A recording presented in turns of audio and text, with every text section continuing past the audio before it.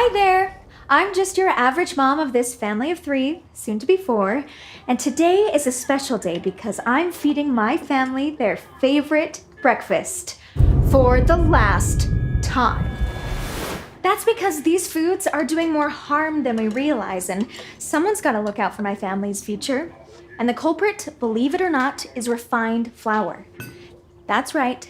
Pancakes, breads, pastas. Some of our favorite foods are packed with refined flour, which comes from wheat, and it's slowly sabotaging our health.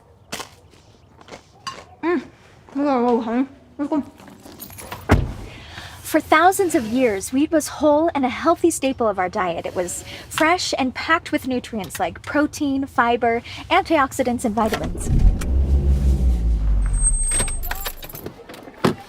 But in the late 1800s, technology started to emerge, which allowed for a faster grain grinding process, which gave companies more control over the parts that make up a grain. Cassidy, get the lights.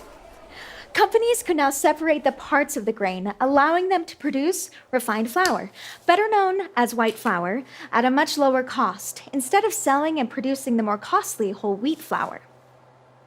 This wheat revolution was praised as progressive at the time. The new flour kept longer, deterred pests, and most importantly, meant bigger profits. So it was sold to the masses. While all this sounds great, we've ended up paying a pretty high price for progress. And to make matters worse, after decades of crossbreeding and hybridization, we are left with wheat that contains anywhere from 12 to 30% less vitamins and minerals than it did in the early 20th century. Have a good day at school, sweetheart. Pick you up at 2. Refined flour removes the parts of the grain that are richest in nutrients and fiber. So while wheat continued to be a staple in the modern diet, it was stripped of everything that made it good for the human body. Because the wheat grains are stripped of their nutrient-rich outer layer, they are digested much more quickly and therefore enter the bloodstream faster, which triggers a blood sugar spike, which also triggers a rapid insulin response. Regularly eating foods containing refined flour can build up a resistance to insulin, which often lead to problems related to high blood glucose and cholesterol levels and other digestive and inflammatory issues. Hey, how you doing today? This empty, less nutritious, refined flour is a serious problem, and it's in some of my family's favorite foods. It's everywhere and in everything. Not even our chicken is safe anymore. And if that doesn't cause you to stop and think, then we have an even bigger problem. The foods that are made with refined flours are some of the most difficult for us to give up. Don't believe me? Try feeding green beans to an 8-year-old who was raised on Cocoa Puffs. No. Okay, maybe not just 8-year-olds. Now I know what you might be thinking.